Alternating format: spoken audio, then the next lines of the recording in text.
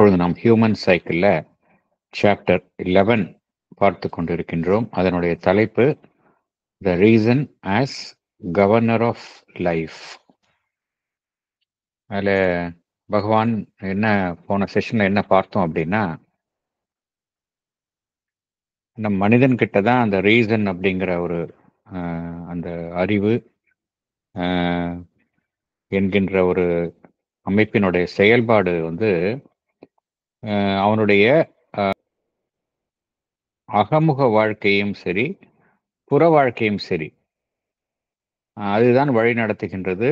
அது மனிதன்கிட்ட தான் ஒரு தலையாய ஒரு அமைப்பாக இருக்கின்றது. மனிதனுடைய ஒட்டுமொத்த அமைப்பையும் எது வந்து ஒரு ஆட்சி பீடத்தில் இருந்து செயல்புரிகின்றது என்றால் இந்த ரீசன் தான். இப்ப மற்ற விலங்குகளுக்கும் மனிதனுக்கும் என்ன வித்தியாசம்னு பார்த்தோம் அப்படின்னா, அவன்தான் வந்து தன்னுடைய வாழ்வுல வந்து ஒரு விதிப்படி வாழ விழைகின்றான்.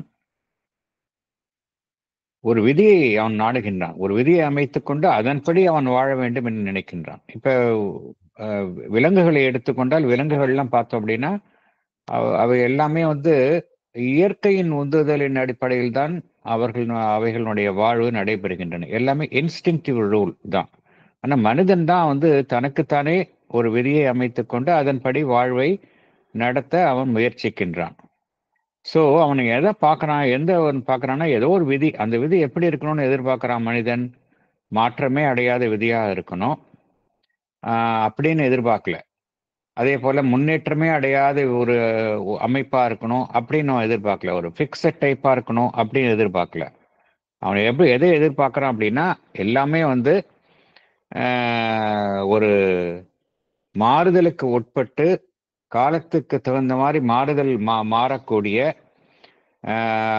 முன்னேற்றத்தை நோக்கி அழைத்து செல்லக்கூடிய ஒரு இளகிய தன்மையுடைய ஒரு விதியைத்தான் அவன் அமைத்துக் கொள்ள விரும்புகின்றான். இப்போ விலங்குகள்கிட்ட பார்த்தோம் அப்படின்னா இன்ஸ்டிங்டிவா இருக்கும், ஒரே பேட்டர்ன்ல தான் இருக்கும். அவ்வாறு ஒரு விதியை செயல்பாட்டை மனிதன் விரும்புவது இல்லை.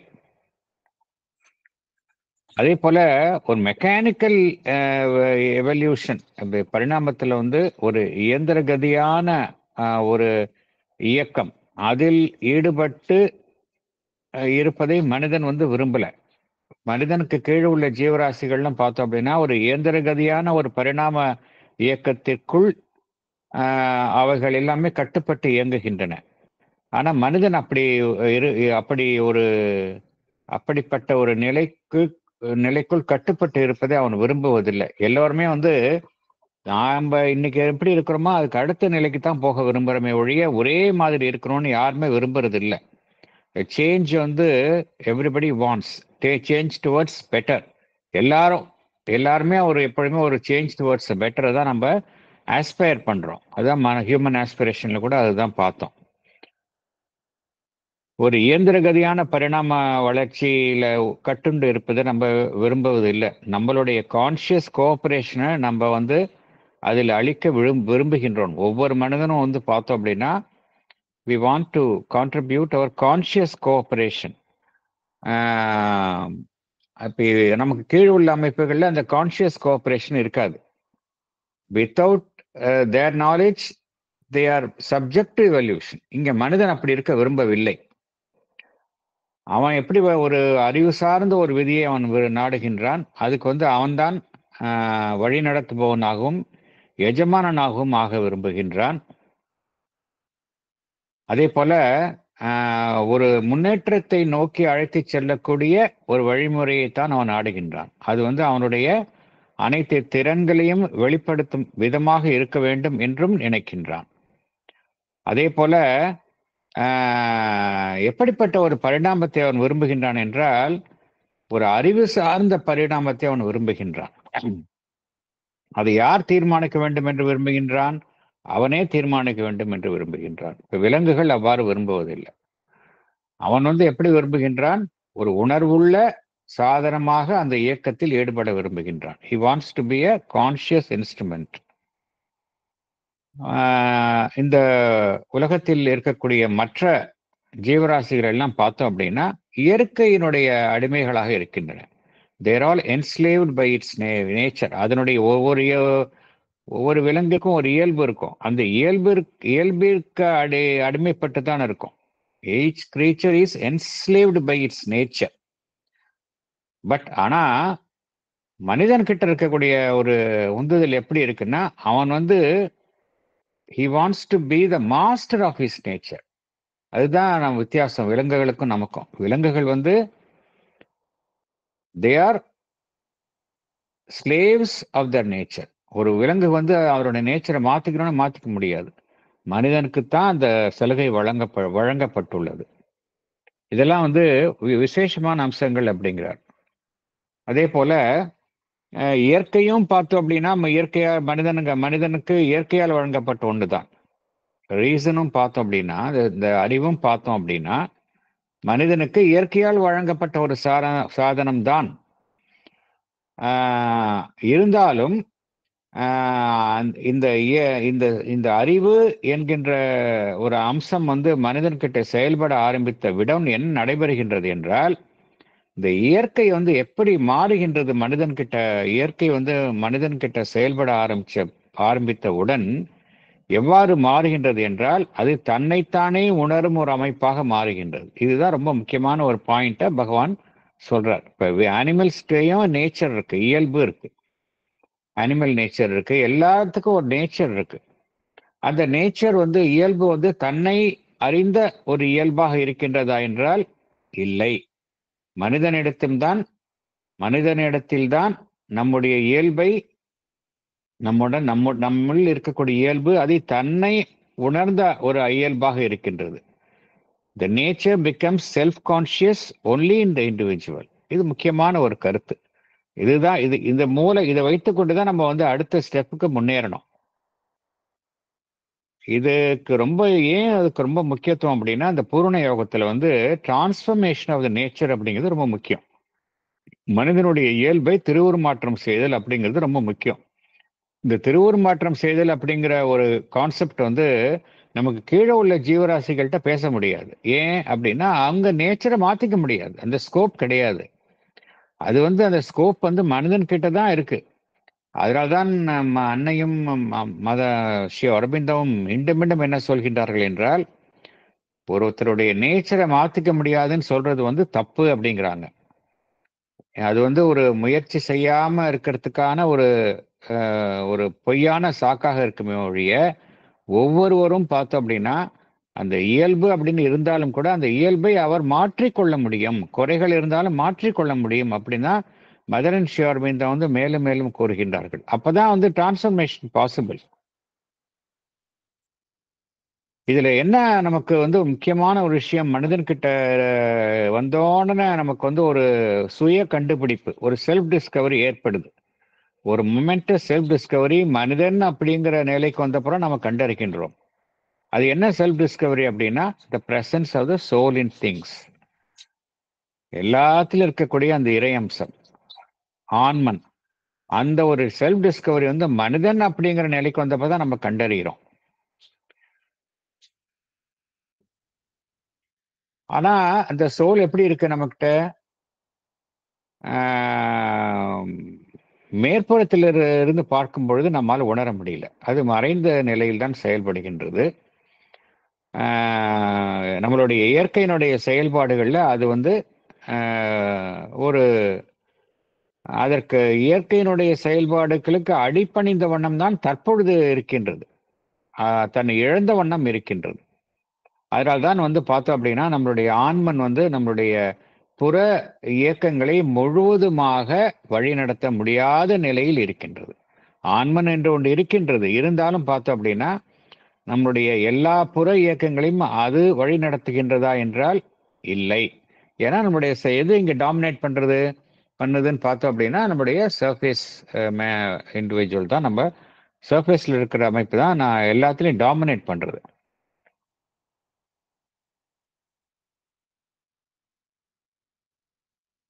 ஆனா இது இப்படியே நிக்க போறது இல்லை. அதுதான் இங்க பகவான் சொல்றார். இது வந்து இப்படியே இருக்காது. ஏன்னா பரிணாமத்துல எல்லாமே முன்னேறுகின்றது. மறைந்து செயல்படக்கூடிய மனிதனுடைய ஆன்மன் என்பது மெல்ல மெல்ல என்ன செய்கின்றது? மனிதனுடைய இயல்பை வழிநடத்தி அழைத்து செல்ல முயற்சிக்கின்றது. மெல்ல மெல்ல அது ஆரம்பிக்கின்றது. முதல்ல தனி மனித அளவில் நடக்குது. அப்புறம் combined energy of many individuals, ஒட்டுமொத்த தனி மனிதர்களினுடைய ஒரு சக்தியின் மூலமாக மனித குலத்தினுடைய அந்த இயல்பையே அது ஒரு உயர்நிலைக்கு அழைத்து செல்லும் இயக்கத்தில் ஈடுபட்டு இருக்கின்றது. ஏன்னா இட் இஸ் இந்த ப்ராசஸ். அது இது அதாவது இந்த உணர்வு நிலை தன் மீதே கவனத்தை திருப்பிக் கொள்ளுதல். இதுதான் மனிதன் அப்படிங்கிற நிலையில வந்தப்புறம் காணக்கூடிய ஒரு முக்கியமான ஒரு நிகழ்வாக காணப்படுகின்றது. உணர்வு நிலை தன் மீதே தன் கவனத்தை செலுத்துதல் அப்படிங்கிறது மனிதனுக்கு கீழ் உள்ள நிலையில இல்லை, மனிதன் கிட்ட வந்தப்பறம் தான் அது ஆரம்பிக்கின்றது. The turning of the consciousness upon itself. இதுல இது ஒரு நீண்ட ஒரு முயற்சியாக தான் இங்க காணப்படுகின்றது. அது உடனே நடைபெறதில்லை. It is a prolonged affair. ஏன்னா அது அவ்வளோ எளிது இல்லை. இயற்கை ரொம்ப டாமினேட்டடா இருக்கிறதுனால, நேச்சர் ரொம்ப டாமினண்டா இருக்கிறதுனால, இந்த கான்சியஸ்னஸ் தன் மீதே தன்னை உணர்ந்து கொண்டு செயல்பட ஆரம்பிப்பது என்பது ஒரு நீண்டகால முயற்சியாகத்தான் இங்கு காணப்படுகின்றது அப்படிங்கிறார். இது ஒரு கிரைசிஸா தான் இருக்கு. ஏன்னா நம்மளுடைய இயற்கை தான் இங்க டாமினேட் பண்றது. நம்முடைய லோவர் நேச்சர் தான் ஒவ்வொரு மனிதனுக்கும் பார்த்தோம் அப்படின்னா அதுதான் நம்மளை டாமினேட் பண்ணுது. நம்ம no doubt we want to be ruled by our higher nature, but still we are dominated by the higher nature. So ஒவ்வொரு மனிதன்கிட்டையும் இந்த கிரைசிஸ் இருக்கு. இந்த இந்த குருஷேத்திர யுத்தம் அப்படிங்கிறது வெளியில நடக்கிறது கிடையாது, உள்ளுக்குள்ள ஒவ்வொரு மனிதன்கிட்டையும் நடக்கக்கூடிய யுத்தம். நம்முடைய lower nature versus higher nature. இந்த போராட்டம் கண்டினியூஸா நடந்துட்டு இருக்கு அப்படிங்கிறார். It is been a prolonged crisis அப்படிங்கிறார். ஆனால் இந்த ப்ரொலாங்டு கிரைசிஸா இருக்கிறதுனால நம்ம மனம் துவண்டு விட வேண்டிய அவசியம் இல்லை அப்படிங்கிறார் பகவான். என்ன காரணம் சொல்றாரு அப்படின்னா, இதுக்கு முன்னாடி இது மாதிரி கிரைசிஸ் எல்லாம் நம்ம ஃபேஸ் பண்ணியிருக்கிறோம். அந்த கிரைசிஸ் மூலமா தான் சடப்பொருள்லேருந்து உயிர் வாழ் இனங்கள் இருக்கு. உயிர் வாழ் இனங்கள்லேருந்து ஹையர் லைஃப் ஃபார்ம்ஸ் இருக்கு. அதுலேருந்து மனதை கொண்டு செயல்படும் மனிதன் வந்திருக்கிறான். அதனால இது ஒரு பெரிய நம்மால் வெல்ல முடியாத ஒரு கிரைசிஸ் கிடையாது என்கின்ற ஒரு ஒரு ஒரு ஒரு செய்தியை பகவான் தருகின்றார். ஏன்னா அப்படிப்பட்ட ஒரு நிலையில மனிதன் கண்டிப்பாக இதே நிலையில் இருக்க போவதில்லை. அவன் ஒரு higher spiritual and supramental consciousness அவன் மூலமாக வெளிப்பட போகின்றது. அதை நோக்கித்தான் நாம் செல்கின்றோம் அப்படிங்கிற ஒரு கருத்தையும் பகவான் கோரியுள்ளார். இப்பொழுது பார்த்தோம் அப்படின்னா மனிதன் கிட்ட எது இருக்கு? அந்த self conscious soul in mind அப்படிங்கிறார். ஒவ்வொரு மனிதன் கிட்ட இருக்கிற ஜீவனில் உள்ள ஒவ்வொரு அமைப்பிற்கும் அதனுடைய கரஸ்பாண்டிங் புருஷா எலிமெண்ட் இருக்கு, ஒரு சோல் எலிமெண்ட் இருக்கு. மனோமய புருஷா இருக்கு, வைட்டல் புருஷா இருக்கு, பிசிக்கல் புருஷா இருக்கு. ஏன்னா எல்லாமே நேச்சர்னு சொன்னா கூட அந்த நேச்சருக்கு ஒரு கரஸ்பாண்டிங் டிவைன் எலிமெண்ட் உள்ள புருஷா எலிமெண்ட் இருக்கு, சோல் எலிமெண்ட் இருக்கு. இப்ப மனிதன் கிட்ட என்ன இருக்கு அப்படின்னா அந்த மனோமய புருஷா இஸ் அட் ஒர்க் அப்படிங்கிறார். அது எதை நோக்கி செயல்படுகின்றது என்றால் ஒரு intelligent ordering of itself and life. ஒரு அறிவு சார்ந்த ஒரு நெறிமுறைகளை அமைத்து அதன்படி வாழ்க்கையை நடத்தும் அந்த ஒரு போராட்டத்தில் அது இறங்கி உள்ளது. மனோமய புருஷா மனிதன் கிட்ட அவ்வாறு செயல்படுகின்றது அப்படிங்கிறார். அது என்ன செய்கின்றது? மனிதன் கிட்ட உள்ள இருக்கக்கூடிய அவ்வளவு பொட்டன்ஷியாலிட்டி, சக்திகள், திறன்கள், அதை அனைத்தையுமே மனிதன் என்கின்ற ஒரு சாதனத்தின் மூலமாக வெளிக்கொணர முயற்சி செய்து கொண்டு இருக்கின்றது. அந்த நிலையில்தான் தற்பொழுது மனிதன் இருக்கின்றான் என்று பகவான் குறிப்பிடுகின்றார். இப்ப நம்ம பேராகிராஃப் 3க்கு உள்ள போகலாம். The Human Cycle, Chapter 11, The Reason as Governor of Life, Paragraph 3. The intellectual reason is not man's only means of knowledge. All action, all perception, all aesthesis and sensation, all impulse and will, all imagination and creation imply a universal, many-sided force of knowledge at work And each form or power of this knowledge has its own distinct nature and law, its own principle of order and arrangement, its logic proper to itself, and need not follow, still less be identical with the law of nature, order and arrangement which the intellectual reason would assign to it, or itself follow if it had control of all these movements. But the intellect has this advantage over the others that it can disengage itself from the work, stand back from it to study and understand it disinterestedly, analyze its processes, disengage its principles. Salient points. The intellectual reason is not man's only means of knowledge. A universal, many-sided force of knowledge is at work in the form of all action, all perception, all aesthesis and sensation, all imagination and creation. Each form or power of this knowledge has its own distinct nature and law, its own principle of order and arrangement. It need not follow the law of nature, order, and arrangement, which the intellectual reason would assign to it. But the intellect has the advantage of disengaging itself from the work, standing back from it to study and understand it disinterestedly. Intellectual reason, அறிவு சார்ந்த, அதாவது ஒரு மனிதன் கிட்ட இருக்கக்கூடிய வெறும் அறிவு சார்ந்த ஒரு அம்சம்தான் மனிதனுக்கு அந்த ஞானத்தை தருகின்றதா, ஞானத்தினுடைய தோற்றுவாயாக இருக்கின்றதா என்றால் இல்லை. அப்படி பார்க்க போனா வெறும் இன்டெலெக்சுவல்ஸ் தான், வெறும் அறிவுஜீவிகள் தான் இந்த உலகத்தை வழி நடத்த முடியும். ஆனால் இந்த உலகம் அப்படிங்கிறத எடுத்துக்கிட்டோம் அப்படின்னா எவ்வளோ விஷயங்களை நம்ம பார்க்குறோம். வெறும் அறிவுஜீவிகள் சம்பந்தப்பட்ட விஷயங்கள் மாத்திரம் பார்க்கறது இல்லை. எல்லா செயல்பாடும் நடக்கின்றது இல்லையா? ஒரு இந்த உலகத்துல எல்லா செயல்பாடும் நடக்கின்றது. ஒரு தொழிலாளி வேலை செய்கின்றான், போர் வீரன் போர்க்களத்துல போர் புரிகின்றான், வேற ஒருத்தர் வேற ஒரு வேலையை செய்யறாங்க. இது மாதிரி நிறைய செயல்பாடுகள் நடந்து கொண்டே இருக்கின்றன. அதே போல எல்லா லெவலையும் நம்ம அறிந்து கொள்கின்றோம். ஒரு குழந்தை கூட பார்த்தோம் அப்படின்னா அந்த குழந்தைக்கு ஒரு நாலேஜ் வருது. அது அறிவு சார்ந்த நாலேஜா இருக்கணும்னு அவசியம் கிடையாது. எல்லாரும் அந்த உலகத்துல அவங்கவுங்க இருக்கிற நிலையிலிருந்து உலகத்தை புரிந்து கொள்கின்றார்கள். படித்தவங்களாக இருக்கலாம், படிக்காதவங்களாக இருக்கலாம். எல்லாருக்குமே அந்த பர்செப்ஷன் அப்படிங்கிறது இருக்கு.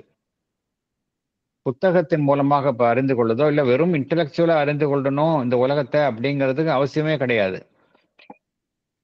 இந்த உலகத்துல இருக்கிறவங்க எல்லாருமே அந்த உலகத்தை பார்க்க துவங்கிடுறோம். அந்த உலகத்தில் இருக்கக்கூடிய விஷயங்களை அறிந்து கொள்கின்றோம். It is open to all. அதான் ஆல் பர்செப்ஷன் அப்படிங்கிறார். ஆல் எஸ்தசிஸ், உலகத்தில் இருக்கக்கூடிய இயற்கையையும் அழகையும் ரசிக்கிறது யார் வேணாலும் ரசிக்கலாம். எல்லா அழகுணர்ச்சி அப்படிங்கிறது பொதுவாக இருக்கின்றது. அழகுணர்ச்சிக்கும் அறிவுக்கும் இன்டெலெக்டுக்கும் சம்பந்தமே கிடையாது. அதே போல ஒரு சென்சேஷன், மகிழ்ச்சியான உணர்வு, துக்கமான உணர்வு, ஒரு வியப்பான உணர்வு, இது எல்லாமே சென்சேஷன்ஸ் தான். சென்சேஷன் அப்படிங்கிற கேட்டகரியில தான் வரும். இந்த சென்சேஷனுக்கும் அறிவுக்கும் கூட சம்பந்தம் கிடையாது. எல்லாருக்குமே சென்சேஷன் அப்படிங்கிறது இருக்குது. எல்லாருக்குமே அந்த உந்துதல் இருக்கு. எதை செய்ய வேண்டும் அப்படிங்கிற திடீர்னு உடனடியாக ஒரு காரியத்தை நிறைவேற்ற வேண்டும் என்கின்ற ஒரு உந்துதல் எல்லாருக்குள்ளேயும் இருக்கின்றது. ஒரு சங்கல்பம் இருக்கின்றது. எல்லாருக்கும் பார்த்தோம் அப்படின்னா இமேஜினேஷன் இருக்கு, கற்பனா சக்தி இருக்கின்றது. ஒன்றை சிருஷ்டிக்கிறோம். எல்லா மனிதர்களும் பார்த்தோம் அப்படின்னா அவரவர்களுக்கு உரிய முறையில ஒன்றை புதிதாக உருவாக்குகின்றோம். எல்லா மனிதர்களும் செய்கின்றோம் இதை. அது எந்த ஃபீல்ட வேணாலும் இருக்கலாம். We create something.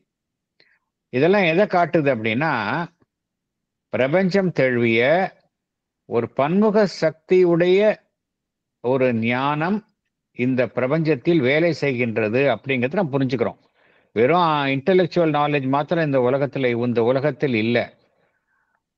பன்முகம் கொண்ட ஒரு ஞானத்தினுடைய சக்தி பிரபஞ்சம் தழுவி இந்த உலகத்தில் வேலை செய்கின்றது அப்படிங்கிறத நம்ம புரிஞ்சுக்கிறோம். ஒவ்வொரு வடிவமும் பார்த்தோம் அப்படின்னா அது நம்ம பார்த்த இவ்வளவு கேட்டகரியில ஒவ்வொன்றுக்கும் ஒரு வடிவம் இருக்கின்றது. ஒரு தொழிலாளி பார்த்தோம் அப்படின்னா வேற ஒரு மாதிரி அவனுக்கு ஒரு நாலேஜ் இருக்கு. போர் வீரனுக்கு வேற ஒரு மாதிரி நாலேஜ் இருக்கு.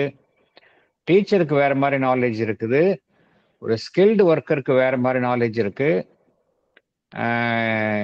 ஒரு அட்மினிஸ்ட்ரேட்டருக்கு வேற மாதிரி நாலேஜ் இருக்குது. ஸோ ஒன்றுக்கும் பார்த்தோம் அப்படின்னா ஒவ்வொரு வடிவம் இருக்கு. Each form power of this knowledge has its own distinct nature and law. ஒவ்வொருத்தருக்கும் ஒரு விதி இருக்குது. அதன் விதிப்படி தான் அந்த நாலேஜ் செயல்படுது. ஒரு சிற்பி இருக்கான் அப்படின்னா அந்த சிற்பிக்கு ஏதோ ஒரு நாலேஜ் இருக்கு. அந்த நாலேஜ் படி தான் அவன் இந்த சிற்பத்தை செதுக்குகின்றான். ஒரு பெயிண்டர் இருக்கிறார் அப்படின்னா அந்த பெயிண்டருக்கு ஒரு விதி இருக்கின்றது. அந்த படிதான் அந்த பெயிண்டர் ஓவியங்களை வரைகின்றார். ஒரு கார்பெண்டருக்கு இப்போ எடுத்துக்கிட்டோம் அப்படின்னா அந்த கார்பெண்டருக்கு ஒரு நாலேஜ் இருக்கு. அதுக்கு ஒரு விதி இருக்கு. இந்த வேலையை இப்படிதான் செய்யணும் அப்படிங்கிற ஒரு விதி இருக்கு. அது நமக்கு புரியாது. அந்த விதிப்படி தான் அவர் வேலை செய்கின்றார்.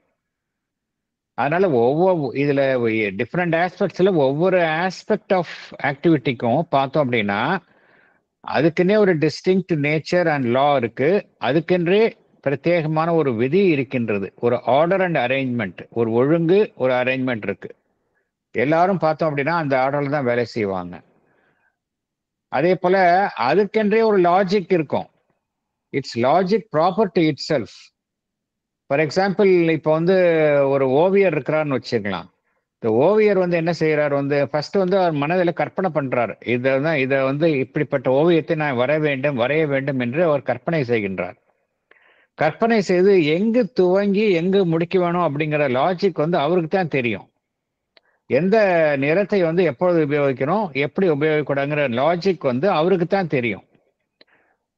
அதுக்கு நம்ம ஒரு காமனா இன்டெலெக்சுவலா நம்ம இப்படிதான் பண்ணணும் நம்ம சொல்ல முடியாது. ஏன்னா அவருக்கு உள்ளேந்தே வரக்கூடிய விஷயம். எல்லா கிரியேட்டிவிட்டியும் அவங்க ஒவ்வொருத்தருக்கும் உள்ளேந்தே வர விஷயம். அதே போலதான் ஒரு சிங்கருக்கும் ஒரு ஒரு ஒரு மிகச்சிறந்த ஒரு இசையில இருக்கிறவங்களுக்கும் எப்படி அதை இசையை வெளிப்படுத்தணுங்கிறது அந்த சமயத்தில் அவங்களுக்கு தோணும். அதுபடிதான் அவங்க செய்யறாங்க. So it's logic proper to it self. Need not, இதுல முக்கியமான விஷயம் என்ன அப்படின்னா, need not follow, still less be identical with the law of nature, order, arrangement, which intellectual reason would assign to it. இப்ப ஒரு அறிவு சார்ந்த ஒரு விதி ஒரு ஒரு மியூசிஷியனுக்கு சொல்ல முடியாது, நீங்க இப்படிதான் பாடணும், இந்த ராகத்தை இந்த சமயத்தில் இப்படிதான் பாடணும்னு சொல்ல முடியாது. அதே போல ஒரு சிற்பிக்கு இந்த சிலையை நீங்க இப்படிதான் இந்த ஆர்டர்ல தான் நீங்க செய்யணும், இந்த அரேஞ்ச்மெண்ட்ல தான் நீங்க செய்யணும் அப்படின்னு ஒரு அறிவு சார்ந்த ஒரு ரீதியில நம்ம அங்க அட்வைஸ் கொடுக்க முடியாது. அவங்களுக்கும் பாத்தீங்கன்னா வேற வேற மாதிரி தான் செய்யறாங்க. அது ஃபாலோ பண்ண முடியாது. அதுதான் சொல்றார் Bhagavan, still less be identical with the law of nature, order and arrangement which the intellectual reason would assign to it or itself follow if it had control of all these moments. ஆனா இப்படிலாம் இருந்தாலும் கூட இன்டெலெக்டுக்கு ஒரு விசேஷமான ஒரு அம்சம் இருக்கு. மற்ற நம்ம இதுவரைக்கும் பார்த்ததுலேயே இல்லாத ஒரு அம்சம் இன்டெலெக்டுக்கு இருக்கு. ஃபார் எக்ஸாம்பிள், ஒரு மியூசிஷியனை, ஒரு மிகச்சிறந்த மியூசிஷியன் எடுத்துக்கிட்டோம் அப்படின்னா அவங்க இசையில பாடும் பொழுது தன்னையே மறந்துடுவாங்க. அதே போலதான் ஒரு ஓவியரும் சரி, ஒரு கவிஞரும் சரி, அந்த ஆக்டிவிட்டியில அவங்க ஈடுபடும் போது அவங்க தன்னையே அதுல மறந்துடுவாங்க, இழந்துருவாங்க. ஆனா இந்த அறிவு சார்ந்த அறிவுக்கு என்ன ஒரு விசேஷமான அம்சம் இருக்கு அப்படின்னா, இன்டெலெக்டுக்கு அது வந்து ஒரு வேலையில ஈடுபட்டாலும் அந்த வேலையிலிருந்து விலகி தன்னுடைய செயல்பாட்டை விலகி நின்று பார்க்க முடியும். அதுதான் விசேஷம் இங்க. அறிவுக்கு என்ன ஒரு முக்கியமான அறிவுக்கு வந்து என்ன ஒரு விசேஷமான அம்சம் அப்படின்னா, தன்னை விலகி நின்று தன்னுடைய செயல்பாடுகளிலிருந்து விலகி நின்று பார்க்க முடியும். அதை வந்து நன்றாக உற்று நோக்க முடியும், புரிந்து கொள்ள முடியும். எப்படி செயல்படுறோம் அப்படிங்கிறத ஒரு அந்த ப்ராசஸ் வந்து செயல்முறையை வந்து அது சீர்தூக்கி பார்க்க முடியும். அதனுடைய விதிகளில் இருந்தே அது தன்னை விடுவித்துக் கொண்டு அதை பார்க்க முடியும். அதுதான் வித்தியாசம். அறிவுக்கு வந்து என்ன அப்படின்னா, அதாவது ரெண்டு விஷயம் இங்க. அந்த இயக்கத்திற்குரிய விதியை கொண்டு அதில் முழுவதுமாக ஈடுபடுதல், அது ஒரு வகை. ஆனா இன்டெலெக்ட் எப்படி இதுல இருந்து மாறுபடுது அப்படின்னா, இன்டெலெக்ட் வந்து என்னுடைய செயல்களில் இருந்து என்னை விடுவித்து பார்க்க முடியும். அதுதான் வந்து இன்டெலெக்டினுடைய ஒரு சுப்பீரியாரிட்டி. மற்றவங்கள்லாம் பார்த்தோம் அப்படின்னா அதிலேயே மூழ்கிடுவாங்க. ஃபார் எக்ஸாம்பிள் ஒரு செயலை செய்யறோம், அந்த செயல் வந்து அற்புதமான செயலாக இருக்கு, செய்கின்றோம். ஆனா அந்த செயலுக்கு பின்னாடி இருந்து இந்த செயலை செய்யலாமா வேண்டாமா அப்படிங்கிற ஒரு சீர்தூக்கி பார்க்கக்கூடிய திறமை வந்து இன்டெலெக்டுக்கு தான் தெரியும்.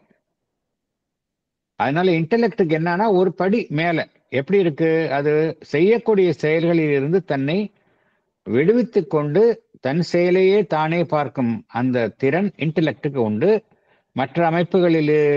மற்ற அமைப்புகளிலிருந்து இது மாறுபட்டது. அதுதான் பகவான் இங்க ஹைலைட் பண்றார். None of the other powers and faculties of the living being can do this. For each exists for its own action, is confined by the work it is doing, is unable to see beyond it, around it, into it as the reason can. The principle of knowledge inherent within each force is involved and carried along in the action of the force, helps to shape it, but is also itself limited by its own formulations. It exists for the fulfillment of the action, not for knowledge or for knowledge only as part of the action. Moreover, it is concerned only with the particular action or working of the moment and does not look back reflectively or forward intelligently or at other actions and forces with a power of clear coordination. Salient points. None of the other powers and faculties of the living being can do this because each is confined by the work it is doing and is unable to see beyond it as the reason can. The principle of knowledge inherent within each force is involved and carried along in the action of the force. It is concerned only with the particular action and does not look back reflectively or forward intelligently.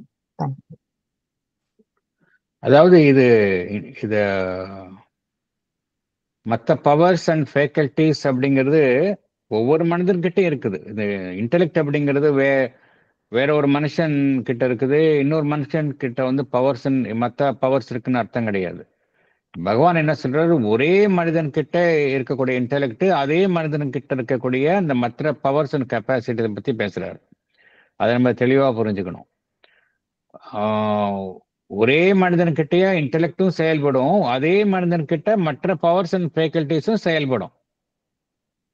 ஆனா இதுல என்ன வித்தியாசம் அப்படின்னா,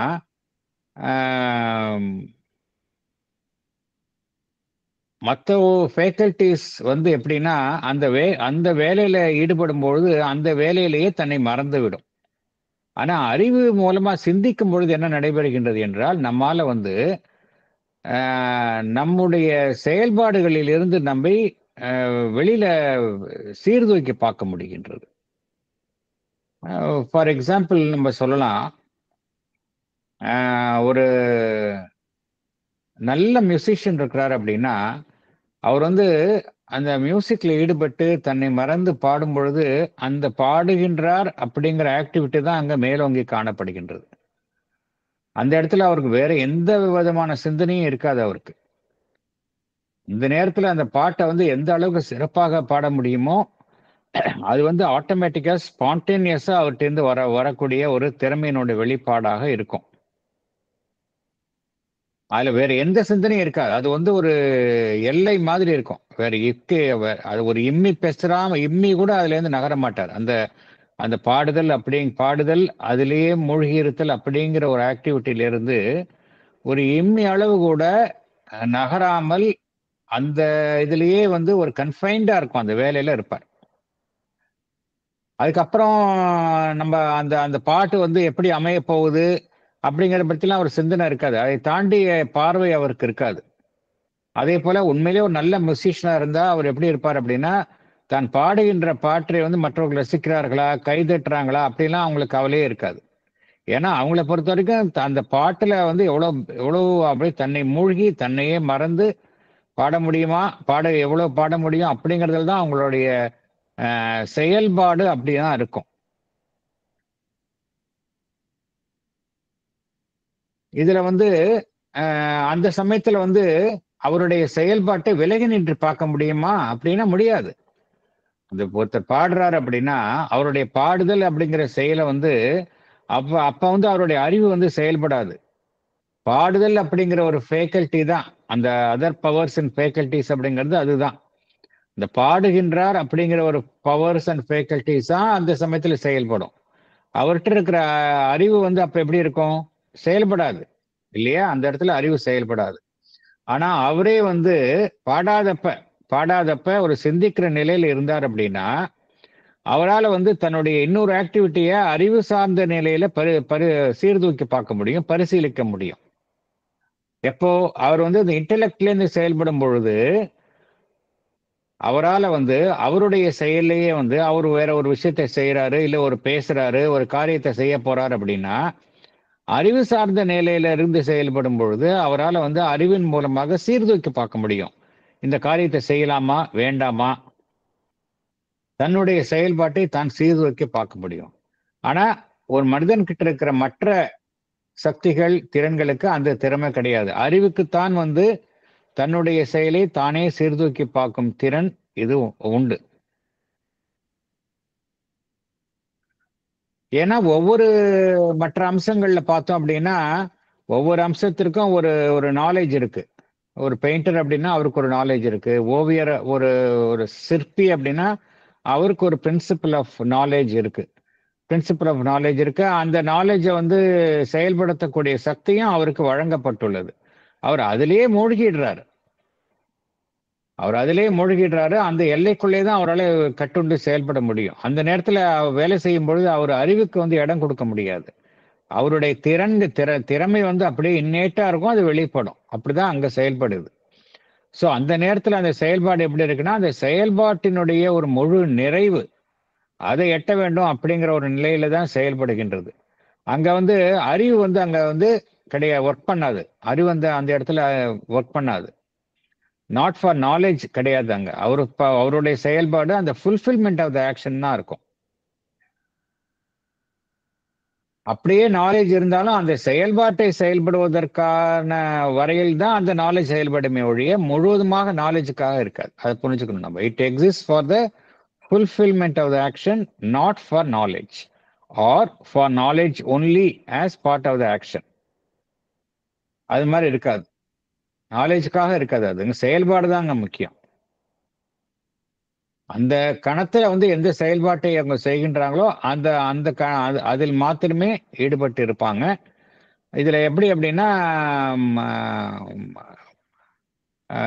அதுல பின்னோக்கியும் பார்க்க மாட்டாங்க, முன்னோக்கியும் பார்க்க மாட்டாங்க.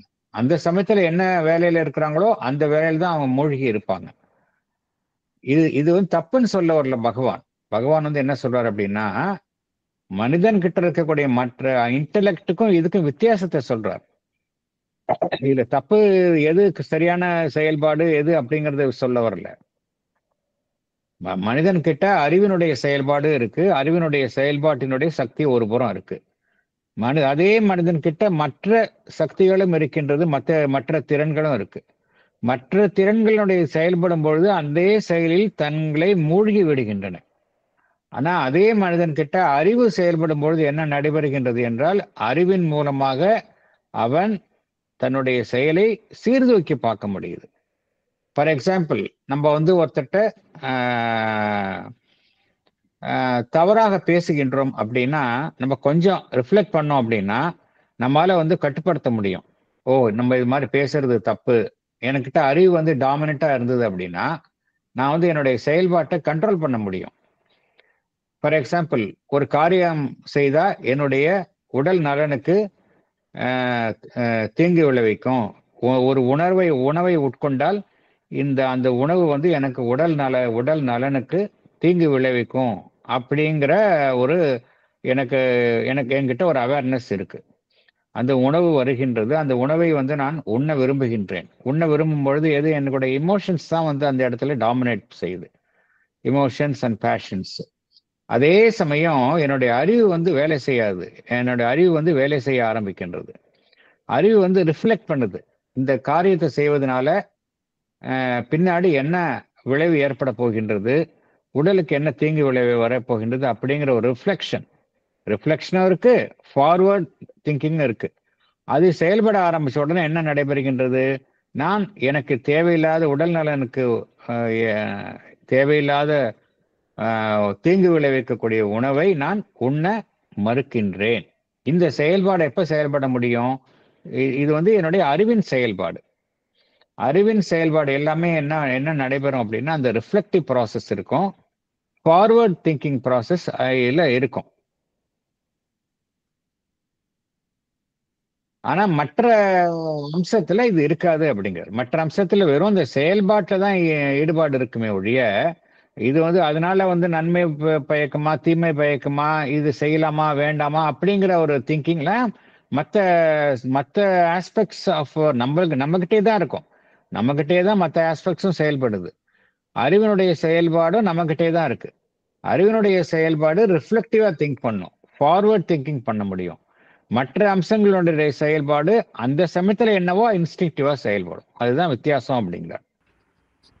No doubt, the other evolved powers of the living being, as for instance the instinct whether animal or human, the later inferior precisely because it is disturbed by the questionings and seekings of reason, carry in themselves their own force of past experience, of instinctive self-adaptation, all of which is really accumulated knowledge, and they hold sometimes this store so firmly that they are transmitted as a sure inheritance from generation to generation.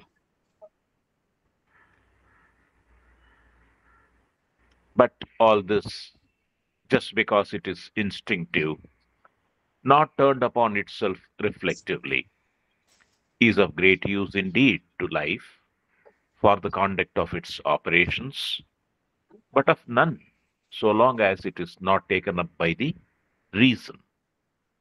For the particular purpose man has in view, a new order of the dealings of the soul in nature, a free, rational, intelligently coordinating, intelligently self-observing, intelligently experimenting mastery of the workings of force by the conscious spirit.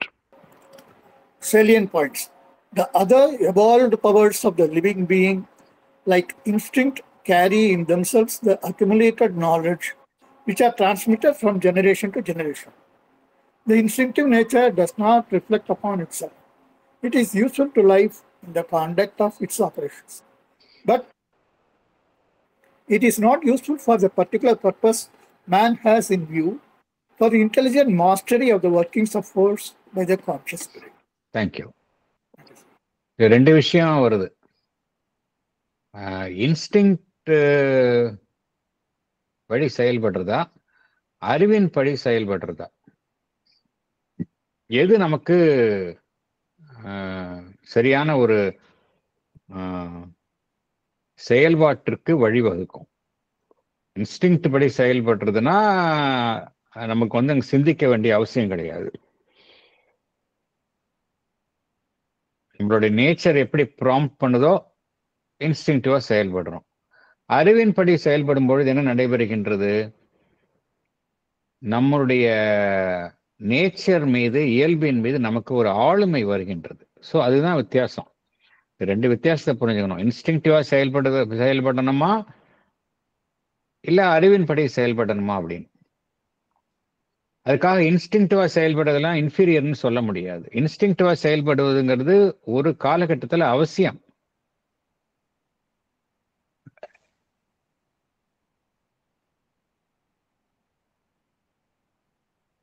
இப்ப விலங்குகள்கிட்ட எடுத்தோம் அப்படின்னா அந்த instinct வந்து ரொம்ப ப்ரிசைஸா செயல்படுது. மனிதன் கிட்ட instinct வந்து ப்ரிசைஸா செயல்படுறது இல்லை.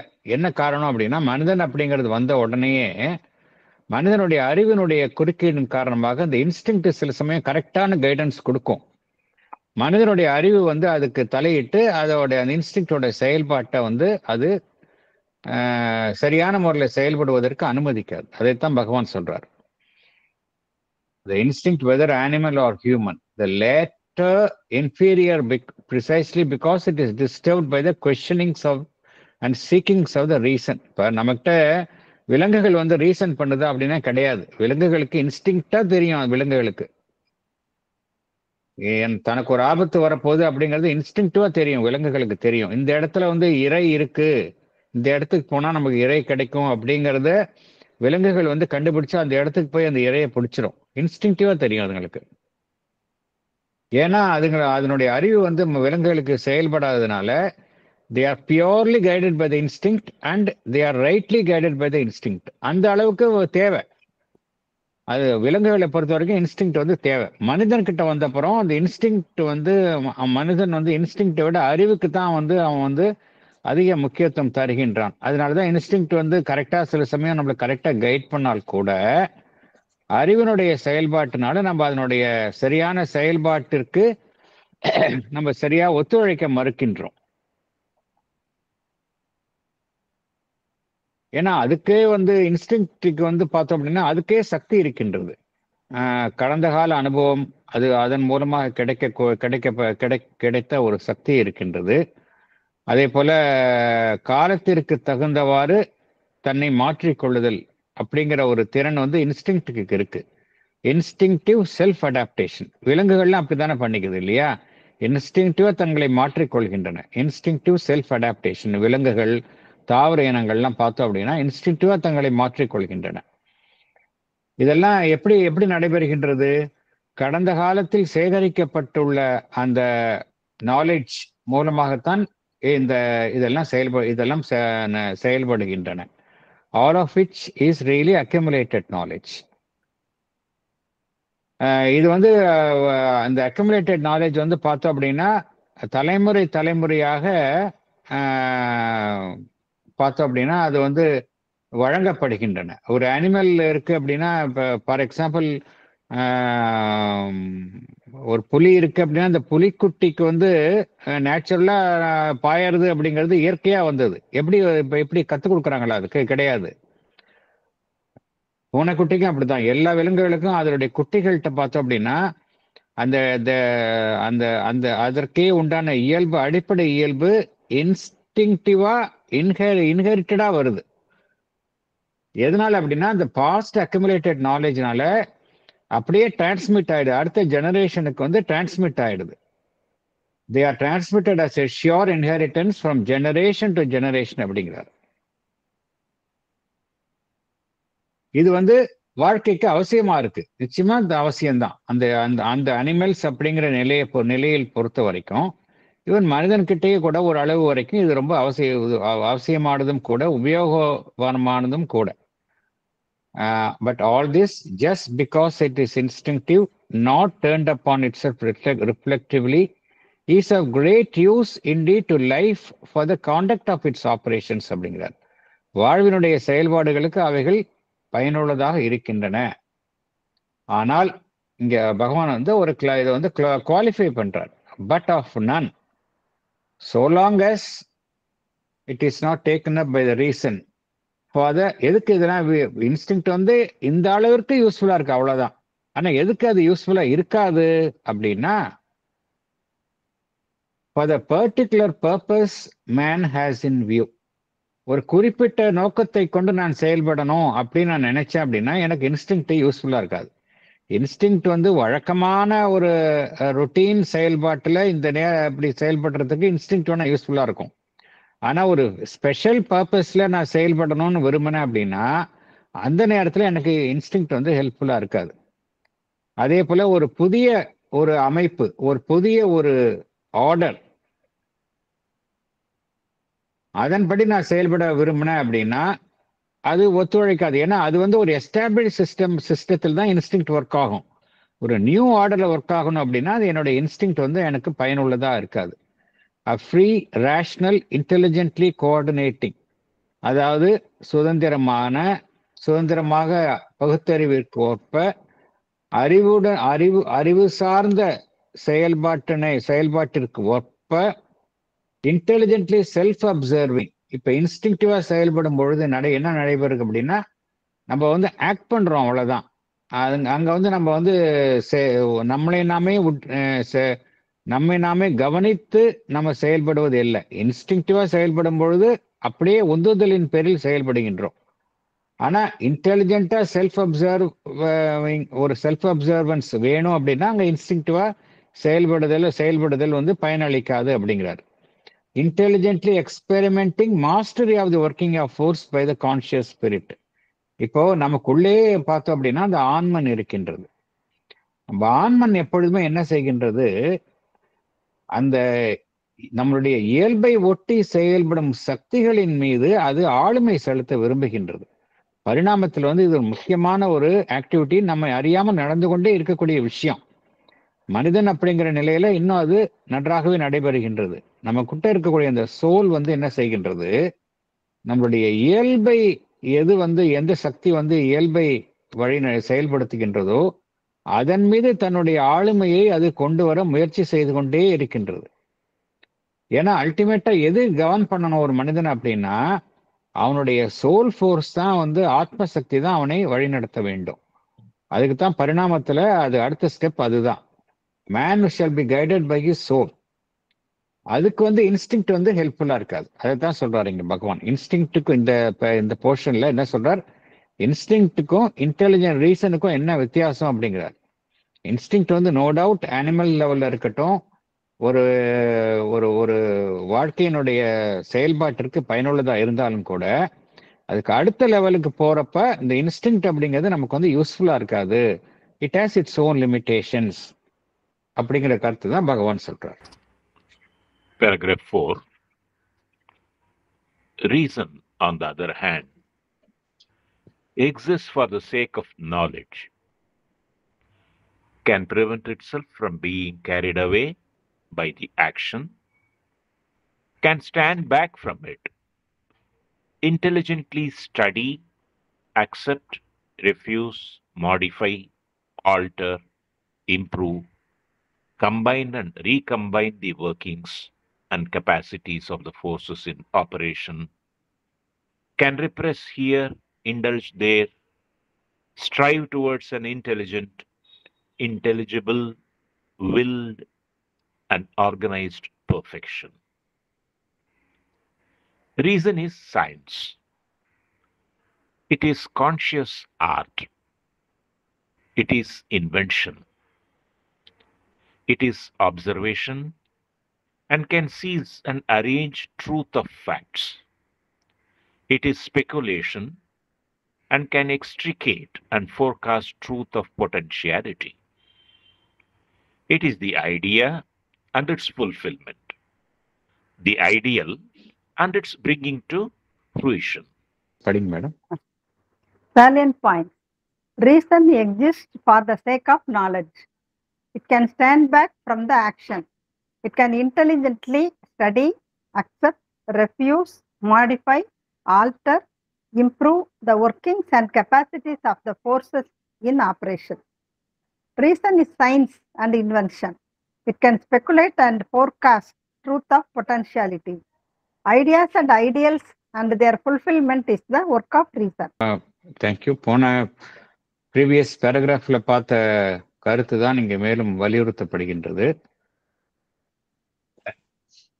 செயல்பாடு வேற, அறிவு வேற. செயல்பாட்டிலேயே மூழ்கி அழுத்தி செல்லப்படாமல் இருப்பது மனிதனுடைய அறிவு. வெறும் செயல்பாட்டிலேயே அழுத்தி செல்லப்பட்டா அது அங்க அந்த இடத்துல அறிவு செயல்படாது. நிறைய பேர் பார்த்தோம் அப்படின்னா இமோஷன்ஸ்ல they are being carried away by emotions and அதுல என்னன்னா எது அன்டிசைடபிளா எது தவிர்க்க முடியாத ஒரு செயல் இருக்கிறதோ அதை செஞ்சிடுறாங்க. தவிர்க்கக்கூடிய செயல்களை குற்றங்களை புரிகின்றார்கள். என்ன காரணம் அப்படின்னா அவங்க அந்த சமயத்துல அந்த செயல்பாட்டினால் அழுத்தி செல்லப்படுகின்றார்கள். செயல்பாடு ஒரு வெள்ளம் போல, செயல்பாடும் உத்வேகம் அப்படிங்கிறது ஒரு வெள்ளம் போல அவங்களை அப்படியே அழுத்தி செல்கின்றது. அவங்களால நிதானிக்க முடியறதில்ல. அந்த செயலை செய்கின்றார்கள். அது ஒரு பிரிங்ஸ் அன்டிசைரபிள் ரிசல்ட்ஸ், விரும்பத்தகாத விளைவுகளை அது உண்டாக்குகின்றது. என்ன காரணம் அப்படின்னா அந்த செயல்களினால் ஒருவர் வெறும் செயல்களினால் மாத்திரமே ஒருவர் ஆக்கிரமிக்கப்படும் பொழுது அங்க அவருடைய அறிவு அங்க ஸ்தம்பித்து போகின்றது. அறிவு செயல்படுவது இல்லை. ஆனா அறிவு செயல்படும் பொழுது என்ன நடைபெறுகின்றது என்றால் அது எது சரி எது தப்பு அதுதான் பண்ணுமே ஒழிய வெறும் செயல்பாடணும் அப்படிங்கிறதுக்காக செயல்படாது. அது சரியா தவறா, சரினா செயல்படுவோம், இல்லாட்டி செயல்படக்கூடாது அப்படிங்கிறது தான் அறிவினுடைய ஒரு அம்சமாக இருக்கின்றது. செயல்பாட்டிலிருந்து விலகி நின்று பார்க்கக்கூடிய திறமை அறிவுக்குத்தான் உண்டு. ஒன்றை அறிவு சார்ந்த நிலையில் கற்றுக்கொள்வது, இன்டெலிஜென்ட்லி ஸ்டடி, அதை ஏற்றுக்கொள்வது. இது சரியான தகவலாக இல்லை அப்படின்னா அதை ஏற்றுக்கொள்ளாமல் மறுப்பது, இல்லை அதே தகவலை சரியான முறையில் திருத்தி அமைக்க வேண்டும் என்றால் திருத்தி அமைப்பது, மாடிஃபை, ஆல்டர். அதில் ஏதாவது இம்ப்ரூவ்மெண்ட் பண்ணணுமா, சரி அதை இம்ப்ரூவ் செய்வது. இரண்டு விஷயங்களை ஒன்றாக கலந்து ஒரு விஷயத்தை உண்டாக்க வேண்டுமா, அது மாதிரி செய்வது. இதெல்லாம் அறிவுக்கு தான் உண்டு. அது என்ன செய்யும், சில நேரத்தில் ஒரு சில அம்சங்களை அது என்ன செய்யும், சில அம்சங்கள் வெளிப்படாமல் அது வெளிப்படுத்தாது. சில சமயம் சில அம்சங்களை அது வெளிப்படுத்த அனுமதிக்கும். எல்லாமே எதை நோக்கி அது செயல்படும் அப்படின்னா எதெல்லாம் அறிவுக்கு பொருத்தமாக இருக்கின்றதோ, அறிவுக்கு புலப்படுகின்றதோ அதை நோக்கி தான் அது செயல்படும். Strives towards an intelligent, intelligible, அதே போல willed and organized perfection, சங்கல்பித்து ஒழுங்கமைக்கப்பட்ட நிலையில் ஏற்படக்கூடிய ஒரு பூரணத்துவத்தை நோக்கி தான் அது செயல்படும். இம்பல்சிவா செயல்படாது. இது எதுக்கு ஆப்போசிட் ரியாக்ஷன் எப்படி இருக்கும், இம்பல்சிவா எதுவுமே சிந்திக்காம செயல்படுறது. மனிதர்கள்ட்டே ரெண்டு விதமான மனிதர்களை பார்க்கிறோம். சிந்திக்காமல் நிறைய பேர் இம்பல்சிவா செயல்படுவாங்க, இம்பல்சிவா செலவு பண்ணுவாங்க, இம்பல்சிவா ஒரு டெசிஷன் எடுப்பாங்க. அது சம்டைம்ஸ் சில சமயம் ரைட்டா முடியும், மோஸ்ட் ஆஃப் த டைம்ஸ் தப்பா முடிஞ்சிருத பார்க்கிறோம். ஆனா இங்க அறிவு செயல்பட ஆரம்பிச்சோட என்ன நடைபெறுகின்றது என்றால் எல்லாமே வெல்ட் அண்ட் ஆர்கனைஸ்டு பர்ஃபெக்ஷனா ஆயிடுது. எல்லாமே சங்கல்பித்து ஒழுங்கமைக்கப்பட்ட நிலையில் ஒரு பூரணத்துவத்தை நாம் அடைகின்றோம். இதெல்லாம் எங்க பார்க்கிறோம், இங்க இந்த ரீசனுடைய செயல்பாட்டை எந்தெந்த துறைகளில் நம்ம பார்க்கிறோம் அப்படின்னா எல்லா விதமான சயின்டிபிக் எண்டவர்ஸ்ல எல்லாம் நம்ம ரீசன் பார்க்கிறோம். கான்சியஸ் ஆர்ட் அப்படிங்கிறார். எந்தெந்த கலைகள்ல நம்ம உணர்வு பூர்வமாக ஈடுபடுகின்றோமோ, ஒரு பேஷனேட்டா இல்லாம கான்சியஸா ஈடுபடுகின்றோமோ அதுல எல்லாம் அறிவு செயல்படுகின்றது அப்படிங்கிறார். புதிதாக ஒன்றை கண்டறிகின்றோம், அது எந்த துறைகள்ல வேணா இருக்கலாம். ஒரு நியூ மெத்தடை நம்ம இன்வென்ட் பண்றோம் அப்படின்னா அங்க ரீசன் செயல்படுகின்றது அப்படிங்கிறார். அப்புறம் விஷயங்களை பார்த்து புரிந்து கொள்ளுதல். அது நம்மளுடைய எந்த அம்சம் செயல்படுகின்றது என்றால் அங்கு நம்முடைய அறிவு செயல்படுகின்றது. விஷயங்களை பார்த்து புரிந்து கொள்ளுதல், அப்சர்வேஷன். அந்த பார்க்கக்கூடிய விஷயங்களை அதில் காணக்கூடிய உண்மைகளை சரியான முறையில் ஒழுங்கமைத்து அதன் மூலமாக அறிவை பெற்றுக்கொள்ளுதல். அதே போல ஒன்றில் இருக்கக்கூடிய விசேஷமான அம்சங்களை கண்டுணர்ந்து அது எதிர்காலத்தில் எவ்வாறு வெளிப்பட போகின்றது, இதில் இருக்கக்கூடிய அந்த திறன்கள், திறமைகள், சாத்தியக்கூறுகள் எல்லாம் எதிர்காலத்தில் எவ்வாறு வெளிப்பட போகின்றது என்பதை கண்டறிந்து செயல்படுதல். இதுவும் அறிவினுடைய செயல்பாடு தான். It is speculation. அதாவது எதிர்காலத்தில் என்ன நடக்க போகுது அப்படிங்கிறது ஸ்பெகுலேட் பண்றது. And can extricate and forecast truth of potentiality. ஒரு விஷயத்துல ஒரு பாசிபிலிட்டி இருக்கு அப்படின்னா இந்த பாசிபிலிட்டி எப்படி நம்ம ஆக்சுவலைஸ் பண்றது, எதிர்காலத்தில் எப்படி நம்ம சாத்தியமாக்கி காண்பிப்பது என்பதை எது செயல்படுத்துது அப்படின்னா நம்முடைய அறிவுதான் செயல்படுத்துது அப்படிங்கிறார். அதே போல நம்மளுடைய எண்ணங்கள், அதை எப்படி நிறைவேற்றுவது, ஒரு லட்சியம் இருக்கின்றது, அந்த லட்சியத்தை எப்படி நம்ம நடைமுறையாக மாற்றுவது, இதெல்லாம் யாரு செயல்படுத்துது அப்படின்னா நம்ம கிட்ட இருக்கிற எந்த அம்சம் செயல்படுத்துகின்றது என்றால் நம்முடைய அறிவுதான் செயல்படுத்துகின்றது அப்படிங்கிறார். It can look through the immediate appearance and unveil the hidden truths behind it. It is a servant and yet the master of all utilities. And it can, putting away all utilities, seek disinterestedly truth for its own sake, and finding it, reveal a whole world of new possible utilities. Therefore, it is the sovereign power by which man has become possessed of himself, student and master of his own forces, the Godhead on which the other Godheads in him have leaned for help in their ascent.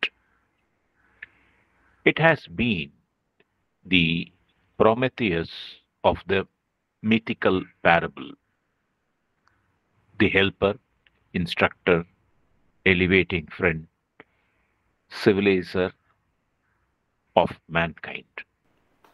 Reason can look through the immediate appearance and unveil the hidden truths behind it.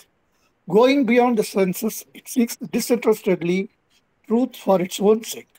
It is a sovereign power by which man has become possessed of himself and master of his own forces. It is the Godhead on which the other Godheads in him rely for help. Thank you, sir. அறிவுக்கு என்ன ஒரு வித்தியாசம் அப்படின்னா, அறிவு சார்ந்து செயல்படுவர்கள் எல்லாரும் பார்த்தோம் அப்படின்னா இது மனிதர்கள்ட்டே நம்ம பார்க்குறோம். சில பேர் பியோர்ல ரொம்ப எப்பொழுதுமே அறிவு சார்ந்து செயல்படுவாங்க, பேலன்ஸை லூஸ் பண்ண மாட்டாங்க, இமோஷனில் ஆக்ட் பண்ண மாட்டாங்க, அப்படி இருக்கிறவங்களும் இருப்பாங்க. சில பேர் பார்த்தோம் அப்படின்னா எல்லாமே இமோஷனலாக இருப்பாங்க, இம்பல்சிவாக செயல்படுறதையும் நம்ம பார்க்குறோம். மனிதர்கள்ட்டே நம்ம வெவ்வேறு ரகங்களை பார்க்கின்றோம். மனிதன்கிட்ட அறிவு எப்படி செயல்படும் அப்படிங்கிறது தான் இங்கே பகவான் சொல்றாரு. அறிவு செயல்படும் பொழுது நம்ம வெறும் இப்போ நம்ம எப்படி நம்ம கண் முன்னாடி பார்க்குறோமோ அதை மாத்திரம் வச்சு நம்ம எதுவும் டிசைட் பண்ணுறது இல்லை. அதுக்கு பின்னால் உள்ள உண்மையை வச்சு தான் நம்ம டிசைட் பண்ணுறோம். அறிவு சார்ந்த மனிதன் அப்படி தான் செயல்படுவான். வெறும் தோற்றங்களை கண்டு அவன் முடிவெடுக்க மாட்டான், அவன் நிதானித்து தான் முடிவெடுப்பான். அதே போல அவன் முடிவெடுப்பதற்கு நிறைய சாதனங்களை அவன் உபயோகப்படுத்துவான். அதன் நிறைய சாதனங்கள், நிறைய டூல்ஸ் இருக்கு. நம்மளுக்கு ஒரு டிசிஷன் எடுக்கிறோம் அப்படின்னா நிறைய டூல்ஸ் வச்சு தான் நம்ம ஒரு டிசிஷன் எடுக்கிறோம்.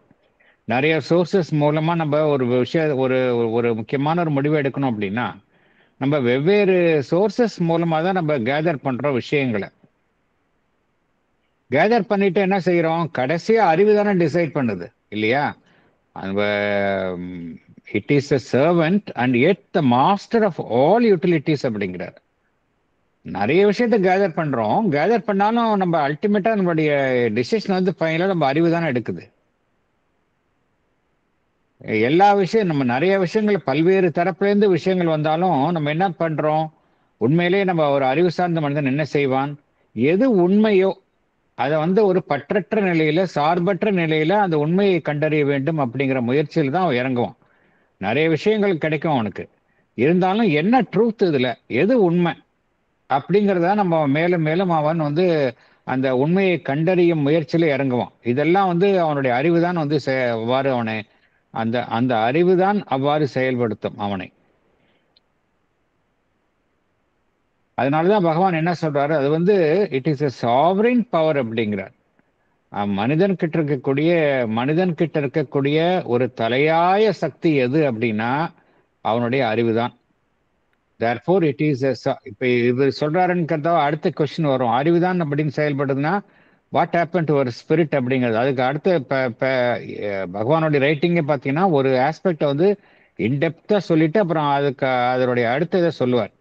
அடுத்த பேராகிராஃப்ல வருது இதுக்கு அடுத்த ஸ்டெப் என்னங்கிறத கேள்விக்கான பதிலும் வருது. ஆனா இந்த பேராகிராஃப்ல அறிவினுடைய தலையாய ஒரு சிறப்பை தான் பகவான் விளக்குகின்றார். It is a sovereign power by which man has become possessed of himself, student and master of his own forces அப்படிங்கிறார். நிச்சயமா ஒரு அறிவன் வந்து செயல்படும் பொழுது முட்டாள்தனமான விஷயத்தை யாருமே செய்ய மாட்டாங்க, இம்பல்சிவா செயல்பட மாட்டாங்க. அவனுடைய சக்திகள், அவனுடைய மனிதன் கிட்ட எவ்வளவோ சக்திகள் இருக்கு. அந்த சக்திகளை வந்து கட்டி காத்து அதன் மீது ஆளுமை செலுத்தக்கூடிய அம்சம் வந்து எது அப்படின்னா அவனுடைய அறிவுதான். அதனால்தான் பகவான் என்ன சொல்றார், அறிவை வந்து எதற்கு ஒப்பிடுகின்றார் என்றால் பகவான் the godhead on which the other godheads in him have leaned for help in their ascent அப்படிங்கிறார். மனிதன் கிட்டேயே எவ்வளவோ வந்து விசேஷமான உயர்வான அம்சங்கள் இருக்கு. எல்லா உயர்வான அம்சங்களும் இந்த அறிவை நம்பிதான் செயல்படுகின்றது அப்படிங்கிறார். The godhead on which the other godheads in him have leaned for help in their ascent அப்படிங்கிறார். It is the Prometheus of the mythical parable, the helper, instructor, elevating friend, civilizer of mankind அப்படிங்கிறார். Prometheus அப்படிங்கிறது பகவான் வந்து இந்த Greek மைத்தாலஜிலேருந்து சொல்றாரு. அது வந்து ஒரு ராட்சச அமைப்பாக இருந்தாலும் அதுக்கு என்ன விசேஷமான அம்சம் இருக்கும் அப்படின்னா ஒரு தொலைநோக்கும் பார்வை இருக்கும், ஃபோர்சைட் இருக்கும். அது என்ன செய்யும் அப்படின்னா அது மித்திக்கல் மைத்தாலஜியில் என்ன வரும் அப்படின்னா கடவுளர்களிடமிருந்து அந்த தீயை அது கைப்பற்றி மனிதர்களுக்கு வழங்கும். அதாவது ஞானத்தை வந்து ஒளியை வந்து கடவுளர்களிடமிருந்து கைப்பற்றி அது மனிதர்களுக்கு வழங்கும் அப்படிங்கிற ஒரு மைத்தாலஜி. அதை தான் பகவான் இங்க வந்து அதை சொல்றார். அது வந்து யூஸ்வலா இந்த வேர்டை எதுக்கு யூஸ் பண்றாங்க அப்படின்னா யாரெல்லாம் வந்து ஃபோர்சைட்டோட இருக்கிறாங்களோ, whomsoever is has foresight, foreknowledge, அவங்கள வந்து ப்ரொமீத்தியஸ் அப்படிங்கிறது பகவான் வந்து இங்க சொல்றார். Prometheus of the mythical parable, the helper, instructor, elevating friend, civilizer of mankind அப்படின்னு இவ்வளோ எபித்தெட்ஸை பகவான் வழங்குகின்றார். இந்த அறிவுக்கு வந்து இத்தகைய அட்ஜெக்டிவ்ஸ் பகவான் வழங்குகின்றார். இப்போ அடுத்த பேராகிராஃப்ல வந்து அப்பனா அறிவோட மனிதன் நின்று விடுவதா அப்படிங்கிற கொஸ்டினுக்கு பகவான் வந்து அறிவுதான் எல்லையா இல்ல அதை தாண்டி போகணுமா, அதுக்கு பதில் வந்து பேராகிராஃப் 5ல இருக்கு, அதுக்கு உள்ள போகலாம். Recently, however, there has been a very noticeable revolt of the human mind against the sovereignty of intellect, a dissatisfaction, as we might say, of the reason with itself and its own limitations and inclination to give greater freedom and a larger importance to other powers of our nature. The sovereignty of reason in man has been always indeed imperfect. In fact, a troubled, struggling, resisted, and often defeated rule. But still, it has been recognized by the best intelligence of the race as the authority and lawgiver. Its only widely acknowledged rival has been faith. Religion alone has been strongly successful in its claim that reason must be silent before it or at least that there are fields to which it cannot extend itself and where faith alone ought to be heard. But for a time, even religion has had to forego or abate its absolute pretension and to submit to the sovereignty of the intellect. Life, imagination, emotion, the ethical and aesthetic need have often claimed to exist for their own sake and to follow their own bent. Practically, they have often enforced their claim, but they have still been obliged in general to work under the inquisition and partial control of reason and to refer to it as arbiter and judge. Now, however, the thinking mind of the race has become more disposed to question itself and to ask whether existence is not too large, profound, complex, and mysterious a thing to be entirely seized and governed by the powers of the intellect. Vaguely, it is felt that there is some greater Godhead than the reason. Uh, Recently, there has been a very noticeable revolt of the human mind against the sovereignty of the intellect and an inclination to give greater freedom and more importance to other powers of our nature. The sovereignty of the intellect has always been perfect, yet it has been recognized as the authority and lawgiver. Its only acknowledged rival has been faith. Religion alone has been strongly successful in its claim that the reason cannot extend to regions where faith prevails. But for a time, even religion has to submit to the sovereignty of the intellect. Life, imagination, emotion, the ethical and the aesthetic needs have been obliged in general to work under the partial control of the reason and to refer to it as judge. Now, the thinking mind of the race has begun to ask itself whether existence is not too large, profound, complex, and mysterious to be entirely governed by the intellect. It is felt that there is some other Godhead than the reason.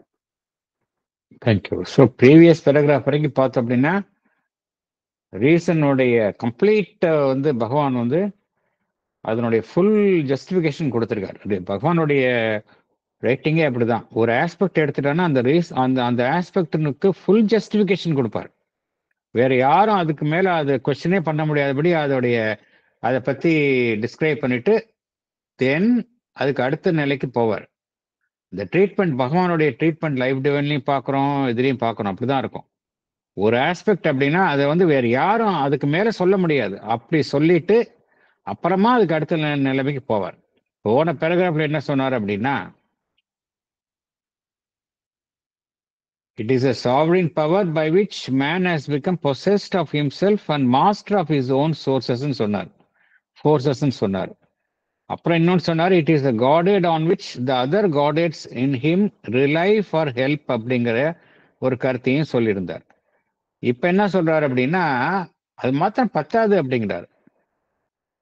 மனிதனே கேட்க ஆரம்பிக்கிறான் அப்படிங்கிறார். மனிதனுடைய சிந்திக்கும் மனமே கேட்க ஆரம்பிக்கும். எந்த ரீசன் வந்து அவனுக்கு இதா இருக்கோ அதுவே கேட்குது அப்படிங்கிறார். இதுதான் போதுமா, இல்லை இதை தாண்டி ஏதாவது ஒரு விஷயம் இருக்குதா அப்படிங்கிறத மனிதனுடைய சிந்திக்கும் மனமே கேட்குது அப்படிங்கிறார். The thinking mind of the race has become more disposed to question itself and to ask whether existence is not too large, profound, complex, and mysterious a thing to be entirely seized and governed by the powers of the intellect. வாழ்வு அப்படிங்கிறது வெறும் பெரிய விஷயம் இல்லையா, வெறும் அறிவை கொண்டு முடக்கி வைக்கக்கூடிய ஒரு விஷயமா அது? அதை தாண்டி ஒரு பெரிய ஒரு ஆழமான விஷயம் இல்லையா? அது வந்து புதிர் இல்லையா? அது வந்து வெறும் அறிவை கொண்டு அந்த அறிவு என்கின்ற ஒரு 4 எல்லைக்குள்ள அதை சிறைப்படுத்த முடியுமா அப்படிங்கிற கேள்வியை வந்து சிந்திக்கும் மனமே இப்பொழுது கேட்க ஆரம்பித்து விட்டது அப்படிங்கிறார். ஸோ மனிதன் கிட்ட இன்டெலெக்ட் அப்படிங்கிறது வந்துருச்சு. அது மூலமா தான் அவ்வளோ நிலைய மனிதன் ரீச் பண்ணிட்டான். அந்த வெரி சேம் மைண்ட் கேக்குது, இதுதான் எல்லையா, இது இது இது மாத்திரம் இருக்க முடியாது. ஏன்னா லைஃப் அப்படிங்கிறது இதை தாண்டி ஒரு மாபெரும் விஷயமாக இருக்கின்றதே, புதிராக இருக்கின்றதே. அப்படின்னா இதை தாண்டி வேற ஒரு விஷயம் இருக்கணுமே அப்படின்னு சிந்திக்க ஆரம்பித்து விட்டது அப்படிங்கிறார். அதுதான் சொல்றாரு அப்படின்னா, there has been a very noticeable revolt of the human mind against the sovereignty of the intellect அப்படிங்கிறார். பகவான் சொல்றது 100 வருஷங்களுக்கு முன்னாடி சொல்றாரு. that has become true. எல்லா கண்ட்ரீஸ்லயுமே இப்ப அந்த ரீசன் அதை தாண்டி இன்னொரு விஷயம் இருக்கு அப்படிங்கிறது ஈவன் சயின்டிஸ்டே ஒத்துக்க ஆரம்பிச்சிட்டாங்க. ஈவன் எக்ஸ்பெரிமெண்டலா ப்ரூவ் பண்றாங்க. மனிதன் கிட்ட சோல் இருக்கு அப்படிங்கிறது எக்ஸ்பெரிமெண்டலா ப்ரூவ் பண்றாங்க. நியூரோலாஜிக்கல் எக்ஸ்பெரிமெண்ட் நியூராலஜிஸ்ட்லாம் வந்து அவங்க ஸ்டடி பண்ணி பேப்பர் பப்ளிஷ் பண்ணிருக்காங்க.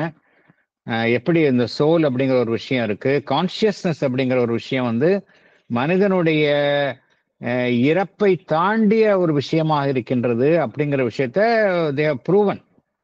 Scientists themselves have proven that there is something beyond. இந்த அறிவுக்கு அப்பாற்பட்ட விஷயங்கள் இருக்கு அப்படிங்கிறத புரிஞ்சுக்க ஆரம்பிச்சிட்டாங்க. இப்போ இந்த வெறும் அறிவுதான் உச்சகட்டமான நிலையில இல்ல, அதை தாண்டி ஒரு விஷயம் இருக்கு. இதைத்தான் பகவான் இங்க வந்து ஒரு டிசாட்டிஸ்பாக்சன் அப்படிங்கிறாரு. நம்ம அறிவை கொண்டு சாதிச்ச விஷயங்களை மாத்திரம் வந்து திருப்தி அடைந்து விட விரும்பவில்லை, நம்ம அதை தாண்டி செல்ல விரும்புகின்றோம். அது வந்து ஒரு லிமிடேஷன்ஸ் தான் இருக்கு. இதை தாண்டி நம்ம போகணும் விரும்புறோம். நம்மகிட்டயே மற்ற சக்திகள்லாம் இருக்குது, மற்ற சக்திகள் இருக்கு, அதுக்கு நம்ம முக்கியத்துவம் தரணும், அதுக்கு நம்ம சுதந்திரம் தரணும் அப்படிங்கிறத நம்ம வந்து அதை நோக்கி செயல்பட ஆரம்பித்து விட்டோம் அப்படிங்கிறார். என்ன காரணம் அப்படின்னா, மனிதனுடைய அறிவு என்பது அது வந்து ஒரு உச்சகட்டத்துல இருந்தாலும் சரி, அதனுடைய சாவரனிட்டி, அதனுடைய ஒரு ஒரு முக்கியத்துவம் கொண்ட அம்சம் வந்து பார்த்தோம் அப்படின்னா, அதுல வந்து ஒரு முழுமையை நம்மளால் பார்க்க முடியல. ஒரு இம்பர்ஃபெக்ட்னஸ் இருக்கு, அதுல பெர்ஃபெக்டா இல்லை. அது வந்து ஒரு ட்ரபிள்டா இருக்கு. போராட்டங்களை சந்திக்கும் நிலையில் தான் இருக்கின்றது. என்ன காரணம் அப்படின்னா, மனிதனுடைய அறிவு வந்து ஒன்றை உறுதி செய்கின்றது, அப்புறம் அடுத்தது வந்து அதே அறிவு அதை மறுக்கின்றது. எதுவுமே அந்த மனிதன் அறிவினால வந்து தீர்மானமா சொல்ல முடியல, இதுதான் அப்படிங்கிற அறுதியிட்டு சொல்ல முடியல. அதனால்தான் பகவான் என்ன சொல்றார், the reason in man has always been indeed imperfect, in fact a troubled, struggling, resisted and often defeated role அப்படிங்கிறார். ஏன் defeated role அப்படிங்கிறார்னா, ஒரு சமயத்துல அது வந்து ஒரு உண்மையை வந்து தீர்மானிக்கின்றது. அதே உண்மையை அதே அறிவு என்ன செய்கின்றது, புறக்கணிக்கின்றது. அதனால்தான் சொல்றாரு ஆஃபன் டிஃபீட்டட் ரூல் அப்படிங்கிறார். சயின்டிஸ்ட் வந்து நிறைய உண்மைகளை கண்டறிகின்றார்கள், பின்பு அதே உண்மையை மறுத்து வேறொரு உண்மையை கண்டறிகின்றார்கள். இருந்தாலும் பார்த்தோம் அப்படின்னா இட் ஹாஸ் பீன், இருந்தாலும் அதுக்காக அறிவை புறக்கணிக்க முடியாது. அது வந்து ஒரு அத்தாரிட்டி அண்ட் லா கிவரா இருக்கு இல்லையா? அது வந்து ஒரு அத்தாரிட்டியா இருக்குது, ஒரு விதியை வழங்கும் ஒரு அமைப்பாகவும் செயல்படுகின்றது. அதை எதிர்க்கும் விஷயம் ஒரே ஒரு விஷயம்தான், அது வந்து அதனுடைய எதிரியாக இருக்கின்றது. ரீசனுக்கு வந்து எது எதிரி அப்படின்னா ஒரே ஒரு விஷயம்தான், அதுதான் ஃபெய்த் அப்படிங்கிறார். It's only widely acknowledged rival has been faith. ஏன்னா ஃபெய்த் அப்படிங்கிறதுல வந்து அங்க சீர்தூக்கி பார்க்க முடியாது. மதர் என்ன சொல்றாங்க அப்படின்னா, ஃபெய்த் இஸ் மியர் நாலேஜ் அப்படிங்கிறார். அங்க வந்து ஃபெய்த் சிம்பிளி பிலீவ்ஸ், அவ்வளவுதான். அது வந்து சீர்தூக்கி பார்ப்பதில்லை. ஐ ஹாவ் ஃபெய்த், அவ்வளவுதான். அங்க அறிவு வந்து செயல்படணும் அப்படிங்கிற விஷயம் தேவையே இல்லை. அங்க ரிலிஜன் மாத்திரம்தான் வந்து religion alone has been strongly successful in its claim that reason must be silent. எது மதம் வந்து எந்த விஷயத்தை வெற்றிகரமாக அது எதிர்கொண்டுள்ளது, எதிர்த்துள்ளது என்றால் ரீசன் அதற்கு அப்பாற்பட்ட விஷயங்களுக்கு முன்னால அது அமைதியாக இருக்கணும். ரீசன் எங்கெங்கெல்லாம் அறிவுக்கு அப்பாற்பட்ட விஷயங்கள் காணப்படுகின்றதோ அந்த இடத்துல ரீசன் ஷுட் கீப் குவைட் அப்படிங்கிறது தான் ரிலிஜன் சொல்லுது. ஏன்னா ஃபெய்த் ஃபெய்த் அப்படின்னு மூலமா ஒரு விஷயம் நடக்குதுன்னா அங்க ரீசன் செயல்பட முடியாது. Faith alone had to be heard. அங்க நம்பிக்கை தான் பிரதானமா இருக்க ஒழிய ரீசன் அங்க பிரதானமா இருக்க முடியாது. ஆனா சிறிது காலத்திற்கு ஈவன் அந்த மதம் கூட பார்த்தோம் அப்படின்னா அது அந்த அறிவினுடைய ஒரு செல்வாக்கிற்கு உடன்பட வேண்டிய நிலையில் இருந்தது. But for a time, even religion has had to forego or abate its absolute pretension and to submit to its sovereignty of the intellect. ஒரு காலகட்டத்தில் ஈவன் ரிலிஜன் கூட அந்த அறிவினுடைய ஒரு செல்வாக்கிற்கு உடன்பட்டு செயல்பட வேண்டிய கட்டாயத்தில் இருந்தது அப்படிங்கிறார். அதே போல வாழ்வினுடைய மற்ற சக்திகள் நம்ம பார்த்தோம் அப்படின்னா life, imagination, emotion, the ethical and aesthetic need. இப்போ கற்பனா சக்தி, கற்பனை பண்ணும்பொழுது அங்கே அறிவு செயல்படாது. இமோஷன்ஸ் இருக்கும்பொழுது அங்கே அறிவுக்கு வேலையே கிடையாது. அதே போல தார்மீக நெறிகள் அங்கே அறிவு கிடையாது. கலை சம்பந்தப்பட்ட விஷயங்கள், கலாரசனை, அழகுணர்ச்சி இங்க பார்த்தோம் அப்படின்னா அங்க அறிவு அங்க செயல்படாது. அவங்களே நான் அந்த அம்சங்கள் கூட தாங்கள் தான் முக்கியம், எங்களுடைய அம்சங்கள் தான் முக்கியம் என்கின்ற ஒரு நிலைப்பாட்டை எடுத்தன. அப்படியே எடுத்தாலும் கூட இறுதியாக அந்த அம்சங்கள் கூட அறிவினுடைய ஆளுமைக்கு உட்பட்டு செயல்படும் நிலைக்குத்தான் தள்ளப்பட்டன அப்படிங்கிறார். அறிவுதான் இறுதியாக ஒரு எது சரி எது தவறு என்று தீர்ப்பு சொல்லும் ஒரு அமைப்பாக செயல்பட்டது. இந்த அம்சங்கள் சம்பந்தப்பட்ட விஷயங்கள்ல கூட அறிவுதான் செயல்பட்டது அப்படிங்கிறார். இருந்தாலும் இப்போ அது எப்படி செயல்படுகின்றது என்றால் மனித குலத்தினுடைய சிந்திக்கும் மனம், இந்த மனித குலத்தினுடைய சிந்திக்கும் மனம் என்ன தன்னைத்தானே அது என்ன கேட்டுக்கொள்கின்றது என்றால், இந்த மனித வாழ்வு என்பது ஒரு மாபெரும் அமைப்பாக இருக்கின்றதே, மிகவும் ஒரு ஆழமான ஒரு அம்சத்தை கொண்ட அமைப்பாக இருக்கின்றதே, சிக்கலான விஷயமாக இருக்கின்றதே, புதிரான விஷயமாக இருக்கின்றதே. அப்படிப்பட்ட ஒரு விஷயத்தை எப்படி வெறும் அறிவு என்கின்ற ஒரு எல்லைக்குட்பட்ட அம்சம் வழி நடத்துவது சரி என்கின்ற கேள்வியை சிந்திக்கும் மனம் தற்பொழுது தன்னைத்தானே கேட்டுக்கொள்கின்றது அப்படிங்கிறார். சோ அது என்ன, தற்பொழுது சிந்திக்கும் மனிதர்களுடைய சிந்திக்கும் மனம் என்ன நினைக்கின்றது என்றால், அறிவை தாண்டிய ஒரு உயர்வான அம்சம் இருக்க வேண்டும் என்கின்ற ஒரு உண்மையை மனிதனுடைய சிந்திக்கும் மனம் தற்பொழுது புரிந்து கொள்ள ஆரம்பித்துள்ளது என்று பகவான் முடிக்கின்றார். அறிவு அப்படிங்கிறது ஒரு ஸ்டேஜ் தான், அதை தாண்டி போகணும். அதுதான் பகவான் இங்கே குறிப்பிடுகின்றார். Vaguely it is felt that there is some greater Godhead than reason. So ரீசனை பத்தி அவ்வளோ நல்லா சொல்லிட்டு அதுக்கு அடுத்த நிலையிலும் ஒன்று இருக்குது, அதுக்கு தான் போகணுமே ஒழிய இதுல தங்கிடக்கூடாது. அதுதான் சொல்றாரு இப்போ பகவான் ரொம்ப அழகாக முடிக்கின்றார். ஏன்னா நம்ம என்ன பார்த்தோம், ஃபர்ஸ்ட் 2 பேராகிராஃப் 3 பேராகிராஃப் படிக்கும் பொழுது ரீசன் தான் எல்லாமே, அதுதான் கவர்னர் ஆஃப் லைஃப் அப்படிலாம் பார்த்தோம். இருந்தாலும் பகவான் என்ன சொல்ற, அதையும் தாண்டி ஒரு விஷயம் இருக்கு. அந்த நிலையில என்ன நடைபெறும் அப்படின்னா, அறிவு வழி நடத்துவதற்கு பதிலாக ஒரு மனிதனை அவனுடைய ஆன்மன், அவனுடைய சைக்கிக் பீயிங் வழி நடத்த ஆரம்பிச்சிடும். அதைத்தான் பகவான் இங்க கூற விழைகின்றார்.